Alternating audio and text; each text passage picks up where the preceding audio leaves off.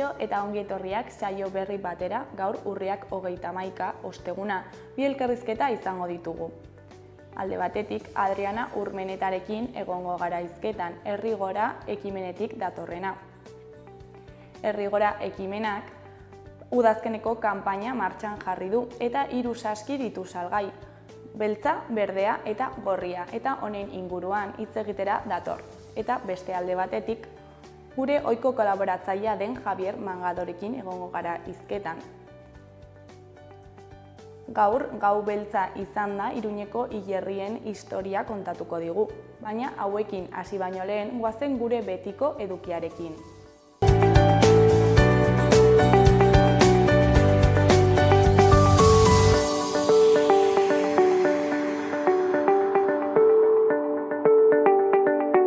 Goazen orain gaurko efemerideekin. Gaurko egun batean 1517an Martin Lutherrek erreforma protestantea hasi zuen. Urte batzuk geroago 1881an 500 preso askatu zituzten Taneseko atzariek Ameriketako Estatu Batuetan. Egun berean baina 1926an Mussolini Italiako diktadorea hiltzear egon zen Anteo Zamboni anarkista gaztea.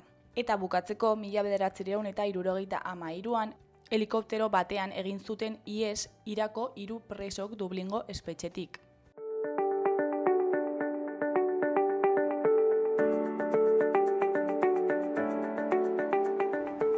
Gaurko eta Zubirako agenda errepasatuko dugu.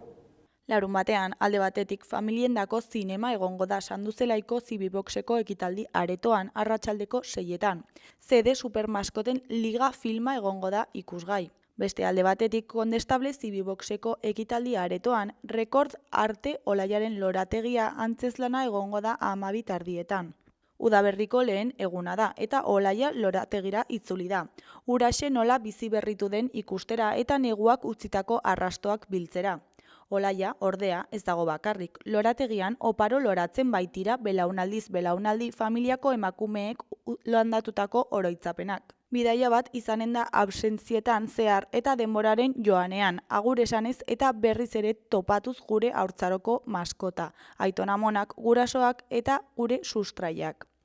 Egunez egun, urtez urte eta lorez lore beti gordetzen dugun udaberri berriaren gaineko itxaropena. Hau bukatu ondoren, ordu batak eta erdietan, Rekord Arte aurrendako jarduera didaktikoa egingo da.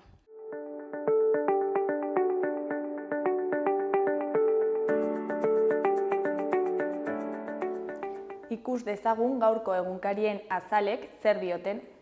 Diario de Notiziasen argazki nagusian, ibilgailuen harresi bat dago Pikainako kale batean, Valentzian. Titular nagusian, hondamendi historikoa. Danaren igarobideak gutxienez 85 hildako utzi ditu Espainiako hegoaldean eta ekialdean. Tragediaren tamaina handiagoa da, desagertuak eta eremu isolatuak daude. Klima aldaketa dago ondorio suntsitzaileen atzean. Ezkerreko berrietan alde batetik multinazionalen eta bankuen zergak kudeatuko ditu Nafarroak. Beste alde batetik errenta gehien eta gutxien duten Iruñeko auzoak. Jarraian, Volkswagen taldeak krisia salatu du eta 30% gutxiago irabazi du irailera arte. Gainera, Zizurrek €100 laguntza emango die 18 eta 35 urte bitarteko gazteei etxe bizitza gastuetarako. Ondoren Raúl de la Fuenteren hitzetan Iñaki eta Niko balioak dituzten pertsonak dira eta horixe transmititzen dute.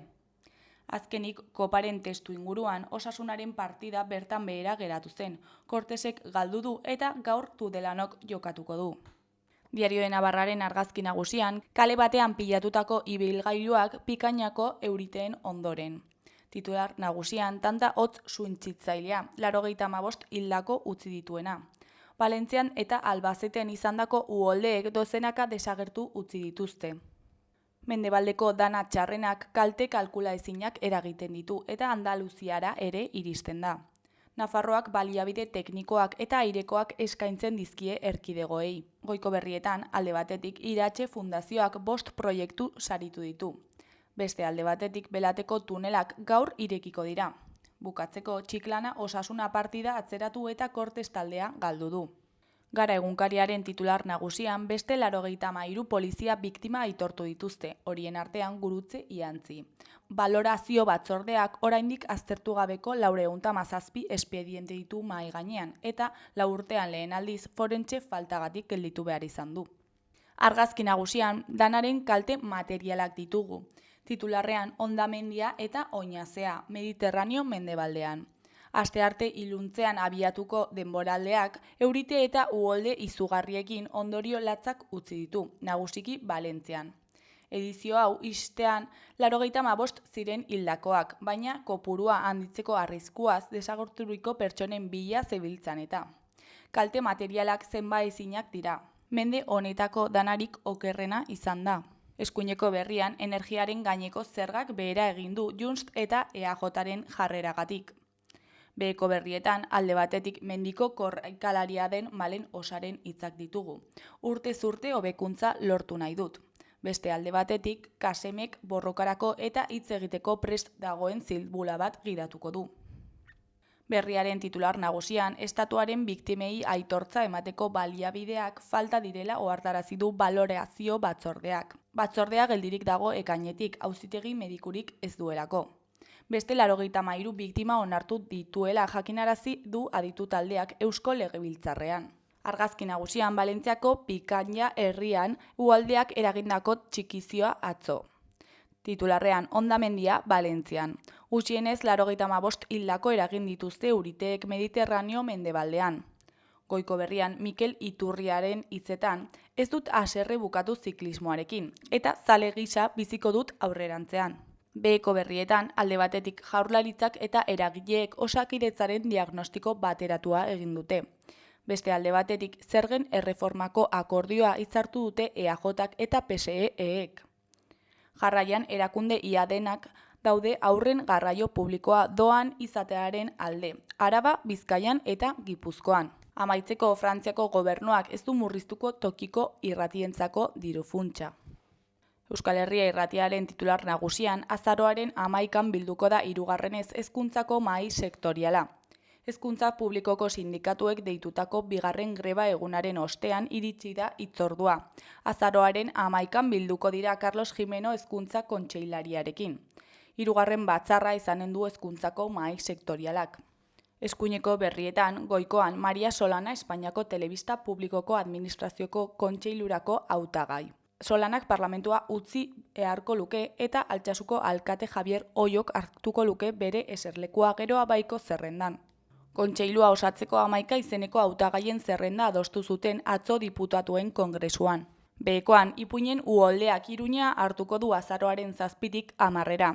Ipuingarria izango da zikloaren 4. edizioaren eskutik ipuin kontalariak, ilustratzaileak eta idazleak bilduko dira Laban eta Kondestablen.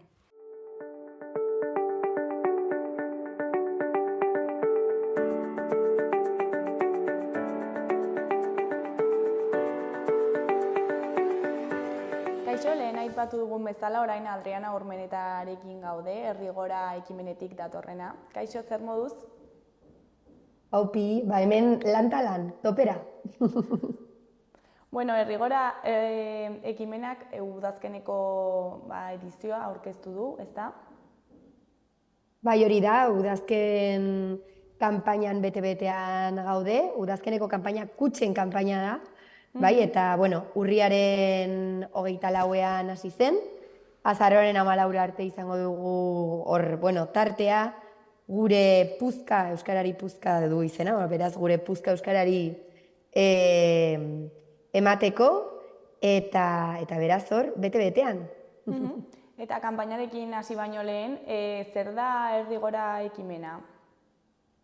Bale, ondo azaltzen naizen, baina Herrigora, auzolanean oinarritzen den ekimen herritar bat da, euskara ofiziala ez den zonaldetan eragin nahi duena, zehazki Nafar erdialde eta hegoaldean, ager zonaldea deitzen diogun zonalde horretan eragin nahi du, eta pixkat egiten duena da, bertako elikagaiak baliatuz eta Euskal Herrian barna zabalduz, elkartasuna sustatuz eta saiatu hori pizkat gure laguntza edo gure sustengua eman bertako euskaldunei hori da, euskara sustatzeko zonalde horretan eta elkartasun hori sentitzeko eta hori, eta ekonomikoki ere bai laguntza bat emateko.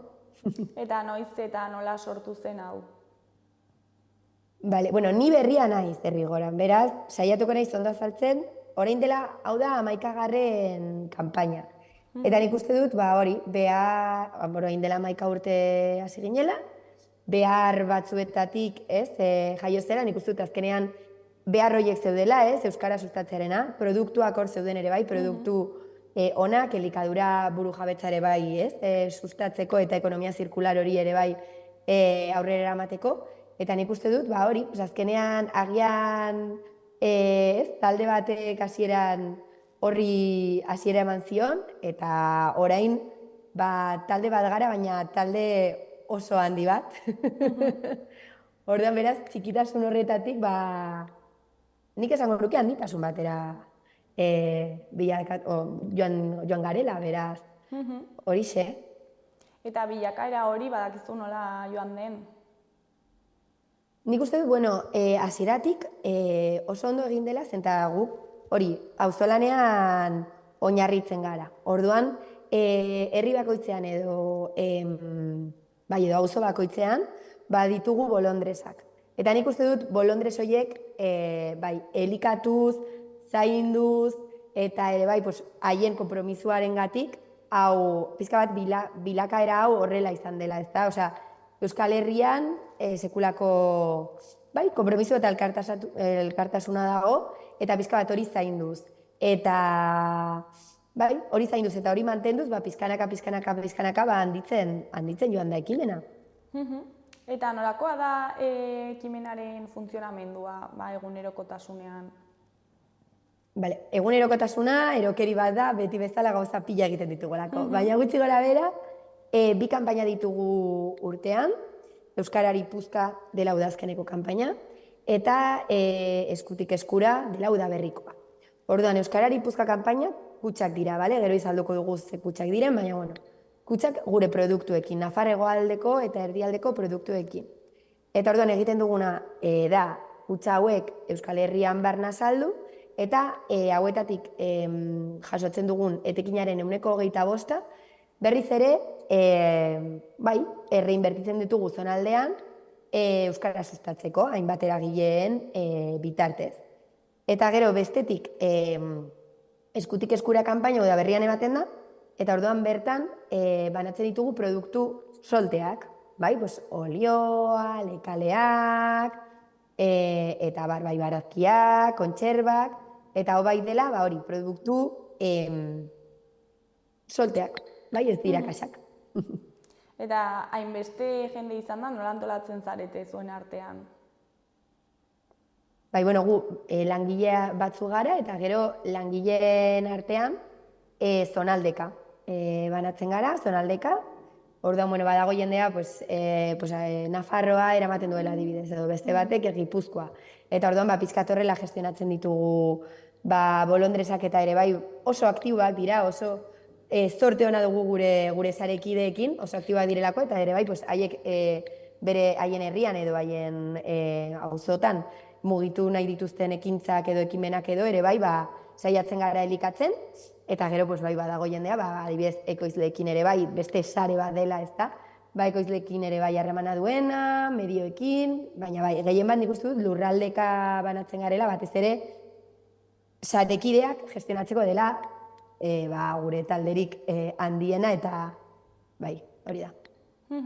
Eta esan bezala, orain udazkeneko kanpaina abiatu duzue, Euskarari Puzka izenean, eta zertan datza, pizka bat azaldu duzu aurretik, baina konkretuki kanpaina hau zertan datza? Pizkat kanpaina honetan nahi genuena adierazi edo, da pizka bat, sekulako bidea egin dugula orain arte, baina oraindik badaudela gauza pilo bat egiteko. Orduan elkartasun hori mantendu behar dela, eta pizka bat jarraitu behar dugula hor, ezta?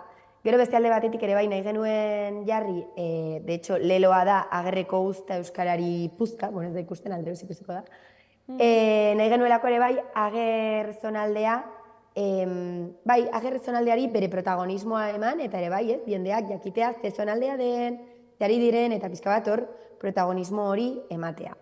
Bai, hori izan dira pizkat ideiak.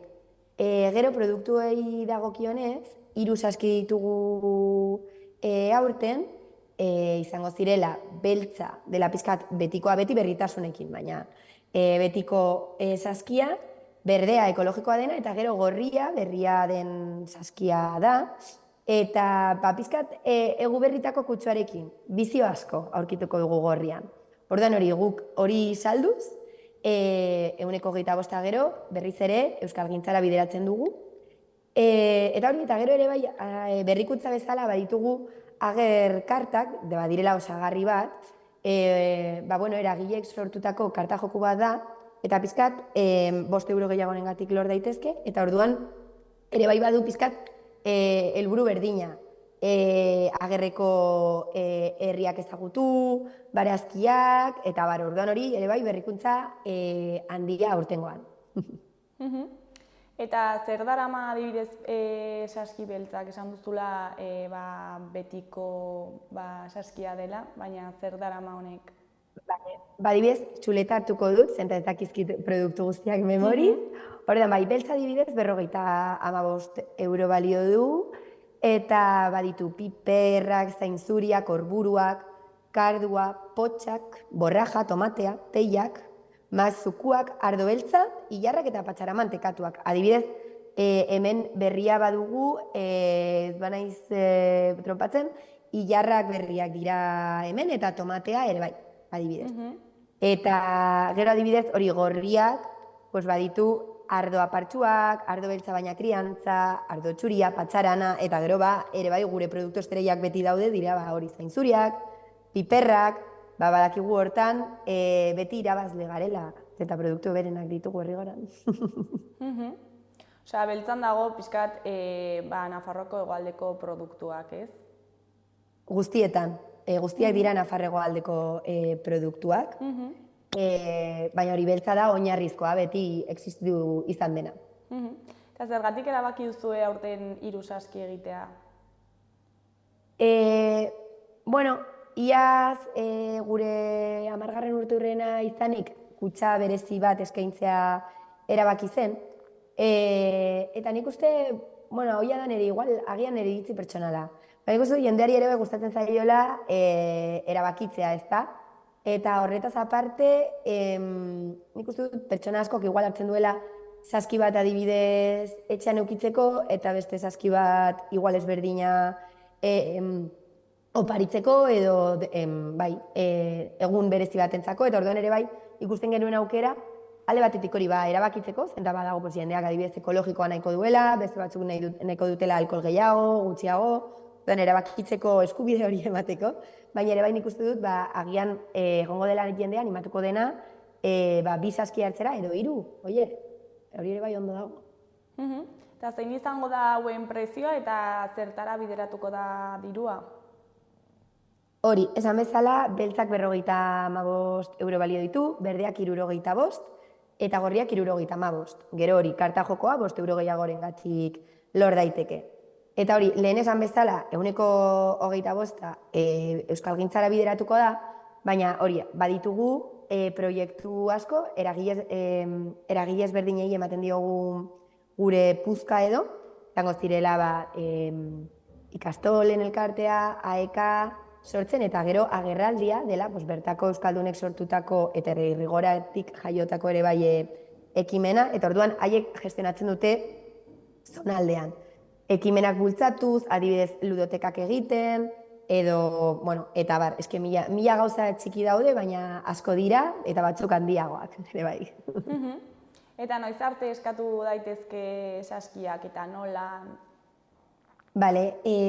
Saskiak online eskatu daitezke, bertatik badituzu, orain ez dakize bat diren, baina gune pilo bat aukeratzeko, segurazki zure herrian edo zure auzoan izango duzu gertu guneren bat. Azaroaren 14 arte badago EPEA eskatzeko, eta Eta hori da pizkat aika guztietan ere bai eskatu daiteke, baina bueno, gehien bat ikastoletan segurazki ere bai. Bai, bueno, gehien bat da online sartu ikusi zeintzuk diren zure gunean eta nahi baduzu online eskatu eta bestela bertako gune batean batera joan eta bertan eskatu. Eta momentuan emango dizuete edo itxaron behar da? Ez, gero oso garrantzitsua da, hasieran esan oso galdera ona, zenta hori, esan bezala.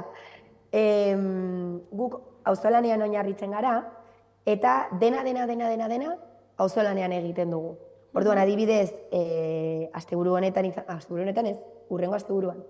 Izango dugu auzolana, beraz, behin eskatuta, itxaron beharko zarete pizkatxo bat, eta orduan, hori 21-etik, 29-ra jasoko duzute. Lurraldeka behin egin deskaria ikusi ahalko duzute, gutxi gora bera, noiz jarriko garen zurekin kontaktuan hartzeko. Beraz hori, auzolanez egiten dugunez, beti ere ez da instantaneo hori, baizik eta guk ematen digula hori. Garrantzi asko, elkartasunari, auzolanari eta elkararitzean. Osa, orain tokatzen zaizue lanean aritzea, ez? Bai, hau beti gauza batengatik edo bestetik, baina beti gabiltza topera, baina orain bai, topera. Eta gero ere, Bilbon egingo da ere Euskarari Puzka kanpaina, ez? Bai, hori, Euskarari Puzka Euskal Herri osoan egiten da, baina bai egin genuela postu bat, Bilbon ere bai, pizka bat gehiago mugitzeko. Beti egin izan da Bilbon, baina apostu berezi bat egin dugu Bilbon mugitzeko. Eta bai, ikusten genuen interesgarria, landa eremua Euskal Herrian dugun hiririk akitan diena esan, baina bai, hiriena ari. Ez ematean landa eremuko ere bai perspektiba hori, eta bertatik ere bai mugitzea, baina oso interesgarria iruditzen zitzaigun, eta gero hori, ze polita den herri hau ez, Bilbotik jasotzen dugula elkartasuna Nafar hegoaldean, ezta? Eta herri bat gara eta hori ere bai irudikatzea polita egin zitzaigun ere bai. Eta zer nolako harrera izan du hau Bilbon? Nik uste dut oso ona, Bilbon ez naizela egon kanpainan, baina hori egin genuen horre aurkezpen bat, bertako euskaldunak edo euskalgintzako eragileak ere bai gerturatu ziren, eta nik uste dut, bai, oso ondo egon zela, nik gutxienez horrela bizi izan dut. Eta hemen, Nafarroan? Hemen Nafarroan beti ondo, nik egia hori esan bezala nire lehenengo urtea da hau egiten, eta egiazki emozionatzen nau nola, sentitzea elkartasun hori eta konpromisu hori Euskal Herri osoan, ez bakarrik Nafarroan, eta egiazki ukigarria dela. Gero hori, topera gaudelanean, baina pozik eta eskertutak beti ere. Eta, ja bukatzeko, zer da aurtengo kanpainaz espero duzuena? Espero dugu saltzea saskipilo bat, así que nik uste dut jendea benga pilak hartzen da, ez batzuten ezagutzen edo ez badute hartzen orain arte hartzeko. Ikusiko duzute gainera hori produktu gozoak dira, gure lurraldekoak, eta gainera nik uste dut zapore hobea izango dutela jakinda ari zarela horrelako ekimen bat sustatzen. Beraz, animatu eta hori da espero duguna. Adriana, hemendik gonbidapena luzatzen dugu, jende animatzen den saskiak erostera, eta zuri berriz ere eskerrak eman gurekin hitz egiteko tartetxo bat ateratzeagatik. Oso ondo, zuei, mila esker beti ere bai tarte bat emateagatik zuen espazioan. Ondo segi, agur. Berdin, aio.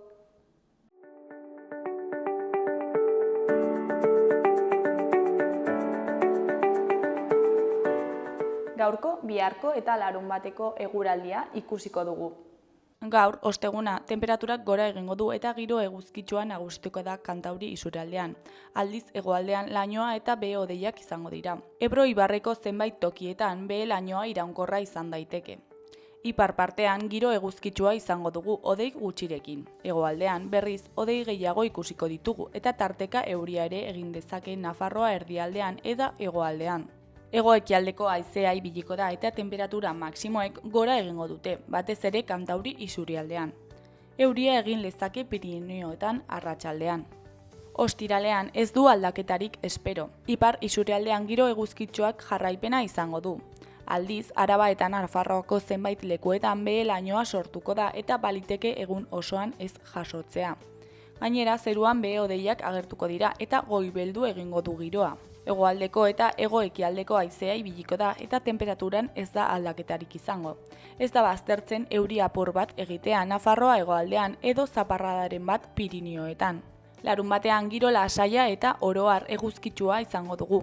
Nafarroa hegoaldean hodei batzuk ikusiko dira eta arratsaldean kostaldean ere bai, baina oro har egun eguzkitsua izango dugu. Tenperaturak ez du aldaketa handirik jasango eta zertxo bat jaitsi daiteke kostaldetik gertu. Hego eta hego-ekialdeko haizea ibiliko da, eta arratsaldean ipar ekialdera egingo du Kantauri isurialdean. Lanbroa eta lainoa sortuko dira egun sentian barnealdean.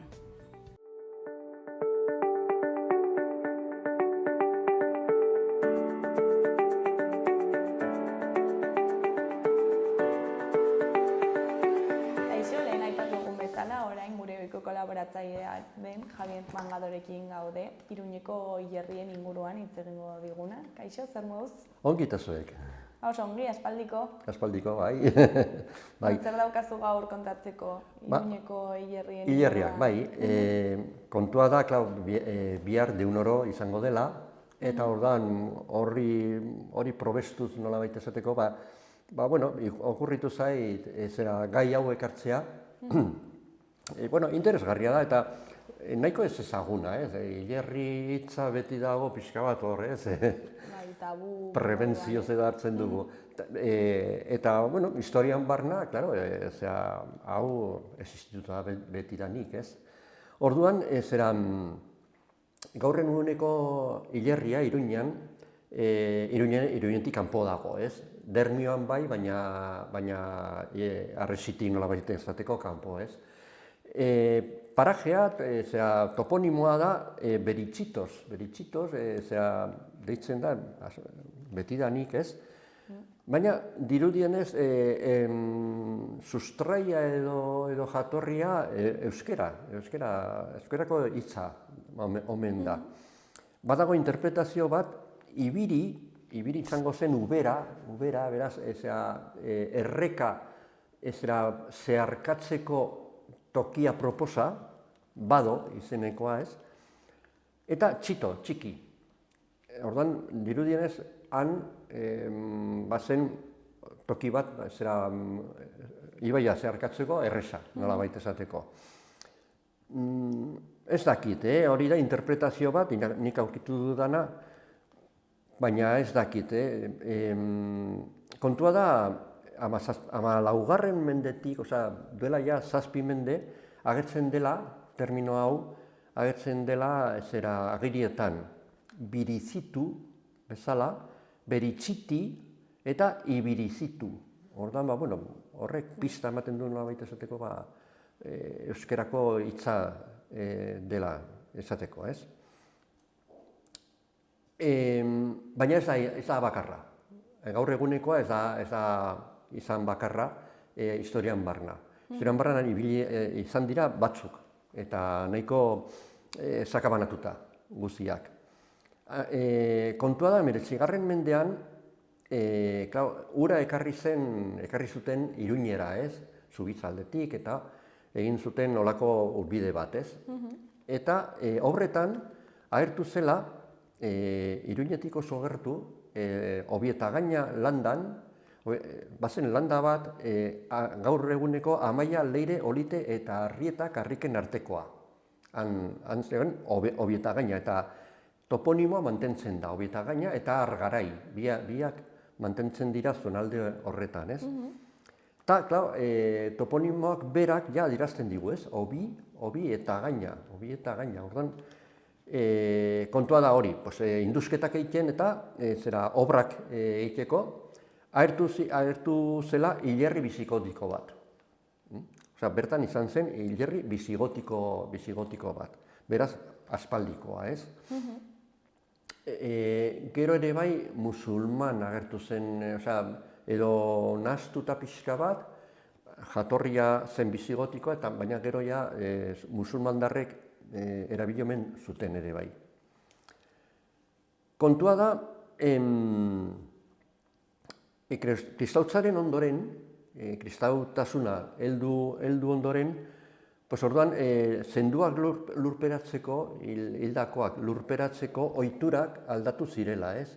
Eta orduan, batez ere hori gertatu zen, Erdi Aroan burgoak sarri zirenean, ez? Iruña zenean 3 burgoz osatuta, ez? Orduan, burgo bakoitzak bazuen bere eliza, bere parrokia, eta ohitura zen inguruan, herrietan gertatzen duen bezala, gaur egun ere bai, orain ja ez, baina gutxi arte bai gertatu dela, elizaren inguruan lurperatzea, jendea hildakoak lurperatzea. Eta hemen ere bai. Odan dago Iruña korpuz beteta. Zegoen. Bai, kontua da, 3 burgo zirela, ez? Ordan bakoitzak bere hilerria, nolabait antolatzen zuen, burgoaren barruan. Beraz, osasunaren aldetikan ez zen oso osasungarria esan daitekela, ez? Ordan, parroko bakoitzak batzuen bere kanposantua. Nabarrerian, Nabarreria burgo zaharrena da, ez? Eta hiria, berez hiria titulua duen bakarra. Eta dira populazioa eta burgo. Baina hau zen hiria, Nabarreria, bazuen bat, izena eta guzti mantentzen da, Santa Maria hilerria. Omen zegoen Nabarreria, gaurko Nabarreria kalea eta katedralaren artean, inguru horretan. Beraz, gaur egun atrioa, elizaurrea, dagoen toki horretan gutxi gora bera. Gero San Nikolas populazioa, hori etorri zen gero, garatu zen gero, orduan, Eliza, San Nikolas Eliza, gaurko Eliza, eta San Miguel Karrikaren artean. Beraz, gutxi gora bera, gaur egun plaza dagoen tokian. San Nikolas plaza dagoen tokian. Segurenik, hori segurenik mantentzen da, zehan ez da eraiki, plaza mantentzen delako, ez? Orduan, seguruenik han induzketak egin ezkero, agertuko zela zerbait. Eta gero San Zernin burgoan, San Zernin burgoa da beresia, baditu 2 parrokia. Betidanik izan ditu 2 parrokia. San Zernin nagusia, San Saturnino, baina San Lorenzo, beste karrika nagusiaren beste muturrean. Gaur eguneko karrika nagusia da, bere garaian zen, San Zernin burgoko karrika nagusia. Orduan, San Zernin elizaren inguruan bata zegoen, eta San Lorenzo parrokian gaurko San Fermin kapera dagoen eremu horretan hor bazegoen beste bat. Eta hori bai agertu zela kapera eraiki zutenean. Kapera ezen egin elizaren garaian, geroago egin zen, eta orduan bai agertu zirela hobiak eta hilobiak eta hori guztia han agertu zirela, ez? Gero, areagotu zen pixka bat ohitura hau, ez? Osea, nolabait esateko elizak bere ganatzeko, bere zenduak bere ganatzeko joera izan zen. Eta horren hasi ziren lurperatzen elizaren barruan. Eta gaur egun San Zernin elizan, San Saturnino elizan, badaude hilobiak oraindikan, markatuta ez dakit utzik edo oraindikan okupatuta dauden, baina han daude, eta San Nikolas elizan ere bai. Bietan baziren barruan. Ez zen bat ere oso zangarria, gaur egun ja ez da hori egiten, ez? Hori egiten, ohitura hori nolabait horri eusteko joera badago oraindikan, eta horregatik eliza batzuen barruan badaude tokitxoak, zulotxoak, sartzeko, baina errautsak bakarrik. Behin erreta, behin kiskalita, han sartzen diren errautsak, ez? Gero, horretaz aparte, hemen hiru burgoetatik aparte bazegoen judu herri bat, judutarrak, bizi ziren, ez, hemen. Eta non zegoen hori? Eta hori zen Nabarreria hiriaren ekialdean. Gaur egun La Merced karrika inguru horretan hori zen la juderia, juruherria, ez? Haiek bazuten bere sinagoga, gero La Merced komentua izan zena, kanporatu zituztenean, ez? La Merced zera komentua bihurtu zen, eta gaur egun Apezarren egoitza da. Apezpikuaren jauregiaren ondoan, han zegoen. Baina, klaro, horiek judutarrak ziren, eta besteak bizauak. Orduan, barruan, harresitik barru ezin ziren lurperatu, debekatuta ziren, horiek ez zirelako kristauak. Orduan, kanpoan, lurperatzen zituen. Eta orduan, osatu zuten, harresitik kanpo, Fisal izeneko hilerri bat, latineraz, Cimiterio Judeorum, judutarren hilerria. Eta orduan hori zegoen, harresitik kanpo, beraz, jaisten, gaur egun Club Natación aldean, egia esan, La Madalena alderdian han zegoen kokatuta. Bazen bidea, ezen motza, pixka luzea zen, eta orduan, ara joateko jendea lurperatzera, pasatzen ziren hortuen eta baratzen artean. Oso dirudinez, bide polita omen zen. Baina, harresitik kanpo. Eta orduan, pentsatu behar dugu, harresia gainditu behar zirela, zenduarekin, hildakoarekin, lurperatzeko. Eta orduan, bazegoen ate bat, harresian, bazegoen ate bat, eta deitzen zen, ate hori Garzimarra portalea, portal bat, edo Ibairako portalea, el portal del río, Ibairako portalea, alde horretara ematen zuelako, ez? Gaur egun izango zen, Labriten bastioia handia, Jitoalai, hori, Labrit frontoiaren atzean dagoen baluarte bastioi handi hori, azpian badago, barrutik badago tunel bat eta atetzen da kanpora. Beti gehienetan itxita egoten da. Hortik, dirudinez, hortik zegoen ere bai, inguru horretatik zegoen portale hau, ja itxi zuten. Madalena alderdira joateko. Gero, ja, 19. mendean, hori guztia ikusi zen, gero eta hildako gehiago ziren, bilatzeko, eta orduan, ez zera batere osasungarria lurperatzea hirian bertan, ez? Orduan, erregeak ja agindu zuen, debekatu zuen lurperatzea barruan, ez? Eta orduan, agindu hori betetzeko, hemengo Iruñeko udalak, mandatu eman zion Miguel de Herbosilla, udal ingeniari burua zen garai hartan, hori landa bat erosteko eman zion agindua, ez? Eta orduan, Beritxitos alderdian erosi zuen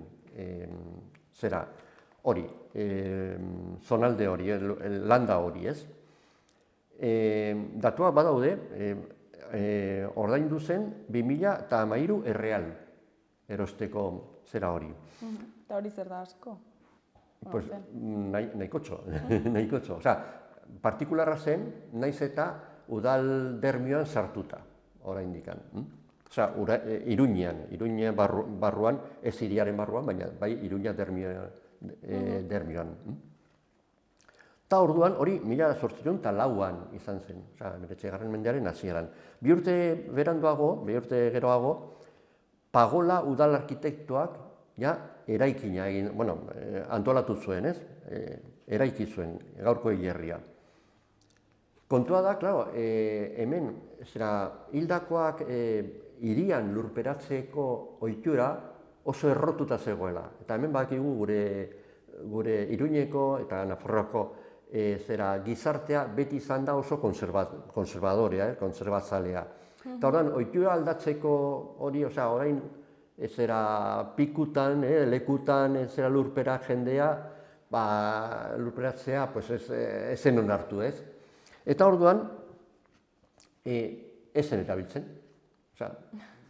zuzenean. tradizioa oso Eta ongi orduan zer egiten zuten, jarraitzen zuten hor Pues, lurperatzen? kontua da, garai hartan gertatu zela, independentziako gerra izenekoa, frantsesak etorri ziren, 1808an, heldu ziren, eta claro, Espainia osoan bere ganatu zuten, Espainia osoa. Eta Iruña ere bai. Iruña, badakigu, beste batean komentatu dugu, konkistatu zutela, ziudadela konkistatu zutela, baina elurbolak erabiltzen, bolako pasadizo bitxia, kontua da frantsesak sartu zirela, eta egokitu zirela hemen, Iruñan. Eta orduan, haiek ja ideia liberalak ekarri zituzten, eta orduan, lurperatu behar da, behar den tokian, eta da, bere itxitoz. Eta orduan, ja, derrigorrez hasi behar izan zuten lurperatzen, Baina, badago froga bat, eta idatzita dago, jasota dago dokumentuetan, lehendabiziko lurperatu ziren, bere itxitoz eremuan, lurperatu ziren lehendabiziko 3 personak ez ziren Iruñekoak. Iruñeko jendea, arras errefraktarioa zen, ez zuten nahi. Kanpokoa ziren. Momentu horretan, omen ziren 5 hildako batera. 3 kanpokoak eta 2 Iruñekoak. Bueno, pues 2 Iruñekoak bata Ansoainera eraman zuten lurperatzea eta bestea Atarrabiara. Ez zuten nahi izan, bere itxitoz erabiltzea. Ez zuten nahi izan. Buru gogorrak, Hemen buru gogorrak izan gara betidanik. Bueno, kontua da, behin frantsesak sartuta eta hola, hasi zirela lurperatzen bertan, ohitura hartu zen, belaunaldi batea pasatu zen, eta orduan, normalizatu, egin zen pixka bat. Orduan, 1832an, beraz, 30 urte pasata, orduan, egin zen kapera, bertako kapera, gaurkoa, eta kaperaua eta langileak bizitzeko etxe batzuk. Baziren, herri txiki edo herriska, nolabaiteko herriska txiki-txikia, hilerriaren zerbitzurako. Gaur egun, badaude etxe horiek, baina ez da inor bizi, uste dut, eta kapera badago. Orduan erabiltzen da, tegi moduan edo la,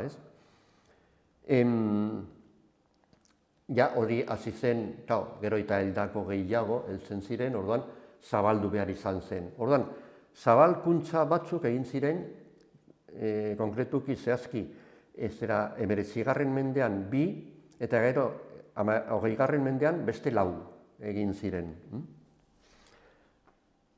Azkenekoa izan zen oso zabala, zabalgune handia jarri zen, eta orduan, beharrezkoa zen beste 2. ate bat irekitzea tokian, oso handiegia zen, eta da gaurko Puerta del Río izenekoa, ibaiaren aldean dagoelako. Orduan,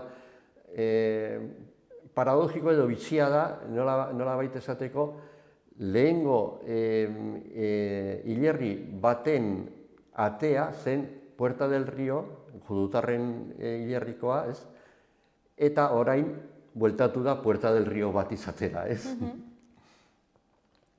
Bueno, kontua da, hemen gerrak izan zirela, iaia etengabe, Orduan, problemak izan zirela, askotan, jendea lurperatzeko, hiritik kanpo eta nahiko urrun zegoelako. Orduan, bai izan ziren beste hilerri batzuk. Garai hartan, bertan, 19. mendean eta beste bat izan zen Pinudi edo Los Pinos izenekoa, hori 1808an egin zuten, beraz, tradizioari utzirik nolabait esateko, eta kokatzen zen Anaitasuna elkartea gaur egun dagoen tokian. Beraz, hiritik kanpo, baina oso gertu. Beste bat egin zuten, erabili zuten oso gutxitan, baina erabili zen Arrotxapean. Arrotxapean egin zuten beste bat, 5 urte eskaz iraun zuen horrek, eta hori izan zen Angolemeko dukeak hiria sitiatu zuenean. Orduan, klar, ezin zen atera, sitiatuta zegoen, ez, Iruña, ezin zen atera jendea lurperatzeko, eta orduan egin zen, arrotxapean nahiko libre zegoen momentu hartan, eta orduan han egin zen beste bat, Los Pinos izenekoa. Azkenean... Barkatu, arrotxapean, bai? Hierri pilo bat zeuden. Bai. Baina behin-behinekoak, beti behin-behinekoak. Osea, egonkor bakarra, betidani, eraiki zenetik, beritxito zena, gaurkoa da. Beste arazo bat, hau da, pasadizo nahiko bitxia, gero heldu ziren, 19. mendean, karlistadak, ez? Eta Iruña liberala zen. Orduan, karlistek setiatu egin zuten Iruña, uste du, bigarren karlistadan gertatu zela, setiatu. Orduan, hemen zera gozete handia gertatu zen, osea, gaizki ibili ziren hemengo jendeak. Baina jendea, hildakoak lurperatzeko, atera beratze izan zuten, beritxito zera, ez? Orduan, nolabaiteko erdi akordio erdi, sinatu gabeko zera, olako bat, omen zen, jendea lurperatzu ahal izateko, klaro.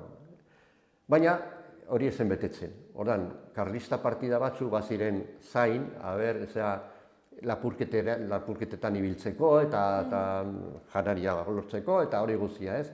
Eta alako batean,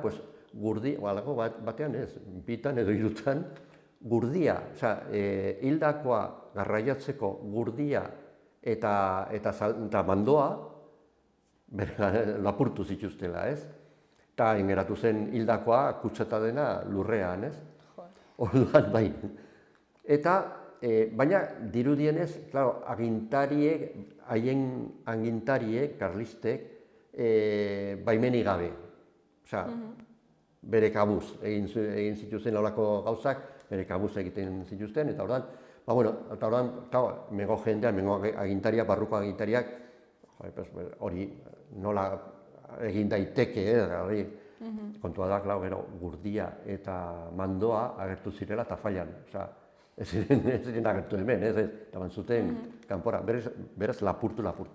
Orduan, halako batean, ja egin zuten itun bat, akordio bat, barruko agintariak eta karlisten artean, zera hori ez gertatzeko, berriz ez gertatzeko, eta orduan jarraitu zuten erabiltzen zera hori, ez. Eta, baina, espada ere bai, karlistaden garaian, espada, hori gertatuta, egin zuten beste hilerri berri bat, behin-behinekoa ere bai, Arantzadin. Gaurko Arantzadin egin zen. Eta gutxi gora bera, hori da guztia, gero ja badaude datu batzuk, adibidez, Kanposantu Zibila, eraiki zen ere bai. Eta orain gazteok ez dakizu zer den Kanposantu Zibila. Zen, kristautasunatik kanpo zirenak, kristauak ez zirenak, lurperatzeko. Ezin zen lur santuan ehortzi. Orduan, baina lurperatu ehortzi behar izan ziren, ez? Orduan, eremutik kanpo, txoko txiki bat, ez oso handia, eraiki zen, baina, ezitu besterik gabe, eta hori, kristauak ez zirenak, edo suizidak. Katua zelako. Hori da, ezin ziren lurperatu barruan, hortan, ez? Orduan hori, 1878an eraiki zen, eta oraindik badago. Ez da erabiltzen, baina badago, oraindik. Eta orain zer dago? Hildako zarrak. Zigarren, arrasto ura, haiek eta hola, nik uste gelditzen direla. Gaur egun ja ez, gaur egun jende guztia lurperatzen da, berdentokian, ez? Gero, parrokoa, badago parroko bat, apez bat, horretan arduratzen dena, ez? Eta, parroko batzuk izan ziren, garaiko, ez? Eta bat izan zen nahiko famatua, Lareki izenekoa, eta ni goratzen dut nire garaian, ni jaio nintzen garaian eta hilerriaren izen herrikoia zen La Huerta de Lareki. Ditzen zen. Ya lo llevó a La Huerta de Lareki, horrek esan nahi zuen, ja zendu zela, ez? Gero, aipatzeko besterik gabe, gaurreneko hilerriaren ate nagusiaren aurrean badagoela irudi bat oso polita, oso ongi egina, Ramon Arkaiak, eskultoreak, egin zuen, udaletxearen diru laguntza batekin, baina ja, 20. mendean. Izan zen, holako lehiaketa bat, eta berak irabazi zuen, eta da, Rodin eskultorearen Il Pensioso, El Pensador, horren irudikoa, badago gizon bat, hola, hausnartzen, hausnartzeko joeran jarrita, eta azpian badago holako hilobi bat, eta horren, oso toki berezia da, eta ez hain zarra, 20. mendekoak dira. Eta bukatzeko ja, beste pasadizo bat, normalean hilerrian lan egiten dutenak dira udal langileak, beti udal langileak izan dira. Baina tarte bat izan zen, 1975-etik 9-ra, 4 urtetan, zera fraide batzuk arduratu ziren, fosores izenekoak. Eta nire goratzen ditut oraindik, lan horiek, lurperatzeko lanak eta horiek, fraide batzuk egiten zutela. Eta hori zergatik? Ez dakit, igual eskatu zutelako, nik ere egia esan ez dakit zergatik, baina egia esan 4 urtetan egon ziren, eta badaude argazkiak ere bai, horretan. Eta hori da gutxi gora bera guztia, bihar zera gure hilerria beteko da, jendez, han ibiliko gara batzuk, eta besteak, eta hola. Orduan, irudikatzeko pixka bat, horrek, hilerri horrek, baduela bere historia, eta aurreko historia batzuk badaudela, oso ezagunak ez direna, hori da, guztia. Oso interesgarria, eta aurrengoan zeren inguruan hitz egin ez dakit, pentsatuko dut. Oraindik ez dut, pentsatu. Denbora daukaz orain. Hoi da. Mila esker berriro gurekin hitz egitera etortzeagatik, eta ikusiko gara aurrengoan. Hori da, aurrengo arte.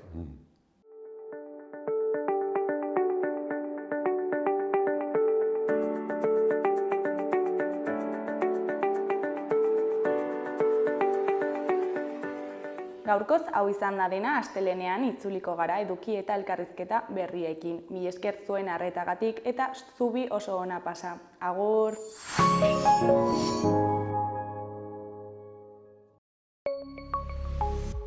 Gobierno de Navarra. Nafarroako gobernua.